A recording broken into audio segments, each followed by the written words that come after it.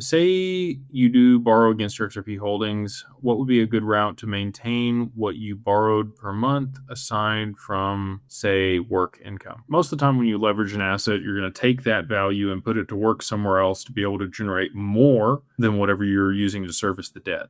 So as an example, you buy a rental property, okay, and you rent that property out, right?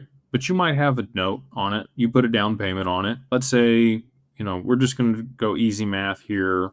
These are not accurate numbers, but I'm just going to give you an example. You bought a $100,000 property, which you can't find one nowadays, but let's just play the game with me, okay? It's on a 30-year fixed rate mortgage at, call it 4%, which also isn't the interest rate anymore. With taxes and insurance, you're going to be $1,000 a month, maybe a little less than that, maybe $800 a month. You rent it out for $1,200 a month, right? So you're using that asset to be able to generate more income, to be able to service the debt, and then still have a padding or margin on top of that. You would do the same thing with your XRP or your other digital assets. Ideally, whatever you're lending against them at, you would also be able to put them to work in some capacity to be able to generate enough income off of those to service that debt, pay that note off over time, and have some extra for yourself. That would be the way that I do it. Or you would take that money that you borrowed and put it into something that generates more than enough to be able to service the debt. So you buy a company, you buy a car wash, you buy an asset that generates enough cash flow or ROI to be able to, so let's say,